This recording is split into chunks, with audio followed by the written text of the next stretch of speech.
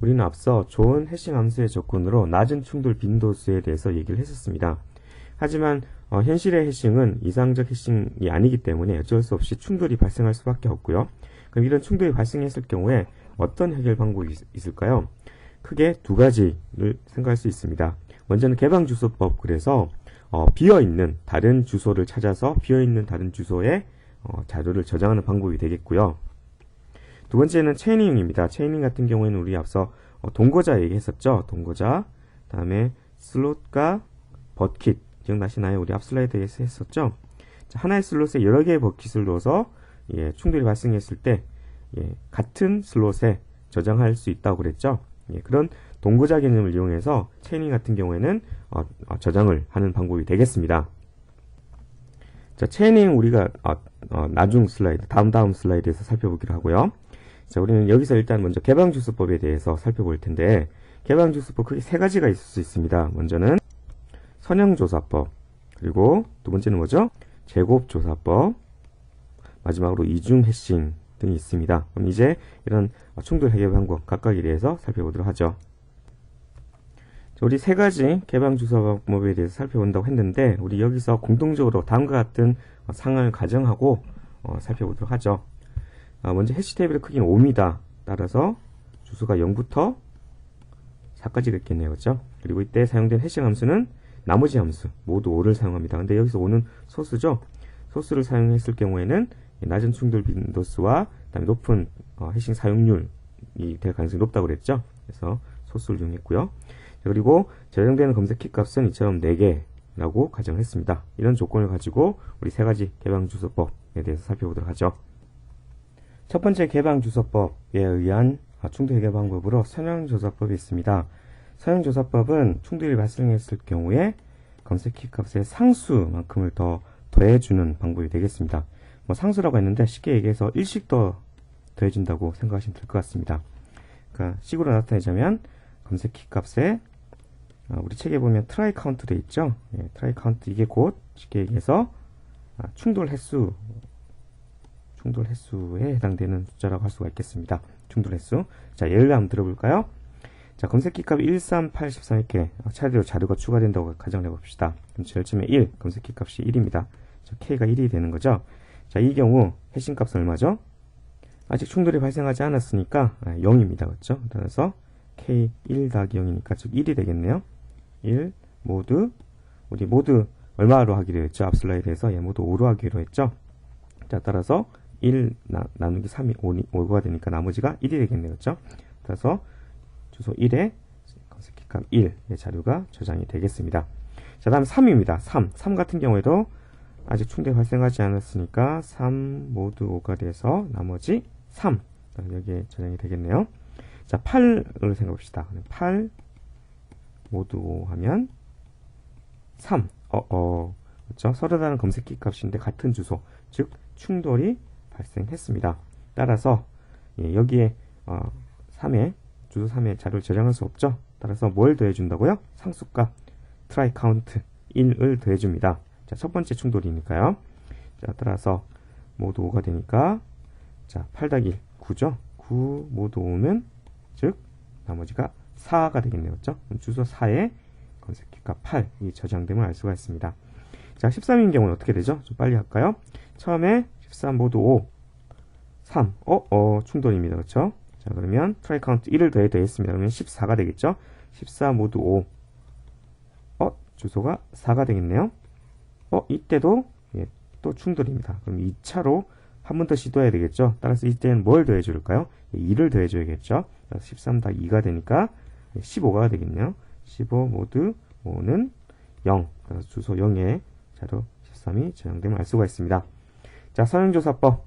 상수 1만큼 더 더해준다. 즉 충돌 횟수만큼 더해준 다음에 해싱 함수를 계산하는 그런 방법이 되겠고요. 이런 선형조사법의 근데 단점이 뭐죠? 단점. 어떤 점이 안 좋을까요? 자, 이건 우리의 책 페이지 844페이지 있죠? 군집화 현상이라는 게 있습니다. 뭐냐면 한번 충돌이 발생을 했다. 그러면 그 충돌이 발생한 인근의 자료들, 검색키 값이 모이는 그런 현상을 얘기합니다. 선형조사법 같은 경우에는 이런 군집화 현상, 자료가 뭉치는 현상이 발생할 가능성이 높기 때문에 개방주소법 방법 중에서 뭐 가장 단순한 방법이긴 하지만 많이 쓰여지는 방법은 아니라고도 할 수가 있겠습니다. 자, 두 번째 개방주소법은 제곱조사법입니다. 제곱조사법 같은 경우에는 우리 앞서 살펴봤던 선형조사법과 무엇이 달라지냐면 충돌이 발생했을 때 충돌 횟수의 제곱만큼을 더해주는 방법이 되겠습니다. 그렇게 어렵지 않죠? 예를 들어주고 바로 말씀드리겠습니다.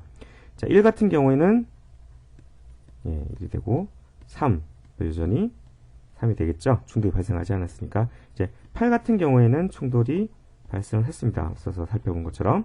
이럴 경우에 자, 첫 번째 충돌에서는 동일합니다. 1을 더해주는 거죠. 왜냐하면 충돌 횟수가 1일 때는 1의 제곱도 1이죠. 따라서 9 모두 5가 되겠습니다. 8에 1을 더한 거죠. 따라서 4 여기 저장이 되겠네요. 자, 이것은 동일합니다. 여기까지는 제곱조사법과 선형조사법이. 하지만 13인 경우에는 충돌이 두 번 발생했었죠. 따라서 1차 충돌에서는 그냥 1을 더해줬고요.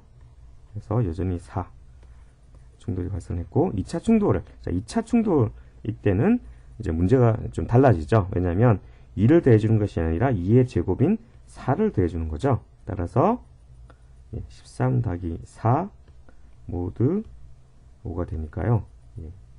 2가 되겠네요. 그렇죠? 따라서 2에 13이 저장되는 그런 경우가 되겠습니다. 자, 제곱조사법은 제곱을 했기 때문에, 충돌에서 제곱을 했기 때문에 좀 더 앞서 얘기했던 군집화 현상, 그러니까 모여지는 현상을 좀 문제를 좀 해결하려고 애를 썼지만 여전히 군집화 현상의 그런 가능성은 남아있다는 측면에서 조금 불완전한 그런 방법이라 할 수가 있겠습니다. 하지만 선형 방법보다는 군집화 현상이 좀 덜하겠죠. 자, 세 번째 마지막 개방주소법에 의한 충돌 해결 방법으로 이중 해싱이 있습니다. 이중 해싱, 이름에서 알 수 있듯이 해싱을 한 번 더 한다는 뜻이 되겠죠. 즉 충돌이 발생했을 경우에 조사 간격을 더하는데 이 조사 간격에 두 번째 해싱 함수를 이용한다는 것이 되겠죠. 자, 뭐 다양한 어떤 이중 해싱의 방법이 구체적인 방법이 있지만 우리 책에서는 이 중에서 가장 간단한 방법 중에 하나인 다음과 같은 식을 쓰도록 하겠습니다. 즉 라지 빼기 k 모드 m. 자, 요 식에 의해서 여기 이게 새로운 두 번째 어떤 이중 해싱, 두 번째 해싱 함수가 되겠죠. 그래서 조사 간격을 더해주는 그런 방법을 사용하도록 하겠습니다. 자, 예를 한번 들어볼까요? 13, 83. 자, 13 같은 경우에는 앞서 살펴본 것처럼 충돌이 발생하지 않으니까 그대로 13 이렇게 자료가 추가되고요. 8인 경우에는 모두 5에서 3 충돌이 발생했죠. 이 경우 자, 조사 간격을 한번 생각해 봅시다. 조사 간격은 어떻게 되죠? 조사 간격은 라지엠이 5가 되니까 5 빼기 k가 8이죠. 8 모드 5 이게 3이 되니까 2가 되겠네요. 그렇죠? 조사 간격이 2가 되었기 때문에 자, 해싱값이 해싱 함수 구해볼까요? 자, k가 지금 8이죠. 그렇죠? 8 더하기 조사 간격 2가 되겠네요. 8 더하기 2 모드 5 하니까 새로운 주소가 10이 되면서 나머지가 0이 되죠. 주소 간격 0이 되겠습니다. 즉 이 위치에 8이 저장되고요. 그렇죠? 8이 저장되고 자, 이제 두 번째 마지막으로 13의 경우 생각해 봅시다. 13의 경우도 모두 5를 해주니까 어때요?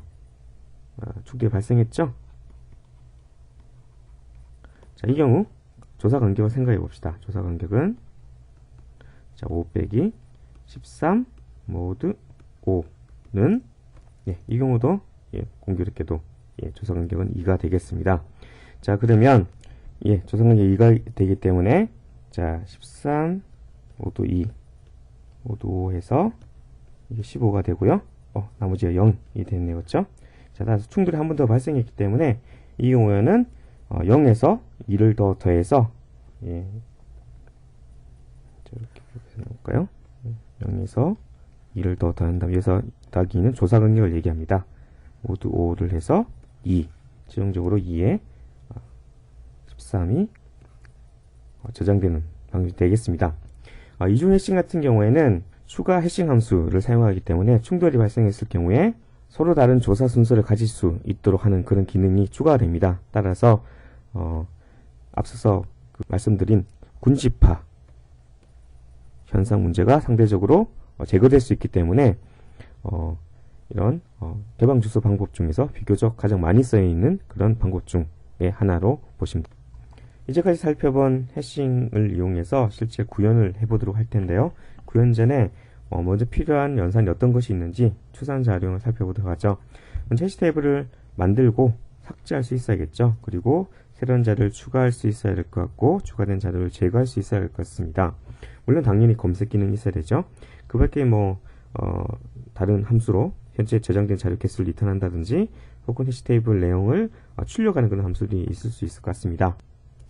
다음 슬라이드 넘어가기 전에 우리 한 가지 용어만 더 살펴보도록 하죠. 개념을 더 살펴보도록 하죠. 우리가 지금까지 살펴본 해싱은 사실은 스태틱 해싱입니다. 즉 정적 해싱이 되겠습니다. 정적 해싱은 무슨 얘기냐면 해시 테이블의 구조 혹은 최대 저장 개수 라지 M이었죠. 그것이 고정되어 있는 변하지 않는 구조가 되겠습니다. 지금 무슨 얘기냐면 우리가 지금까지 살펴본 해시 테이블은 1차원 배열 구조였죠. 근데 저장되는 자료의 숫자가 증가한다고 해서 1차원 별이 2차원 별로 이렇게 바뀌어지진 않죠.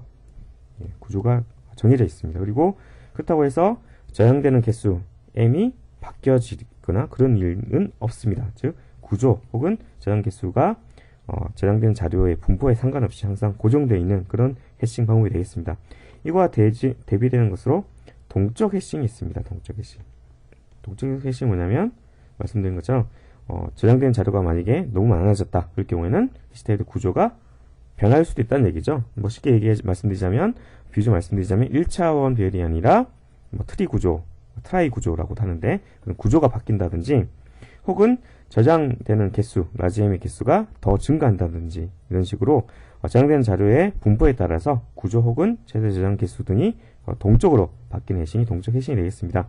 이런 동적 해싱 같은 경우에는 우리 책 같은 경우는 이제 정적 해싱만을 다루고요. 이런 동적 해싱 같은 경우에는 다른 알고리즘 서적을 참조하셔서 관심 있는 독자라면 좀 더 공부하는 것도 좋을 것 같습니다.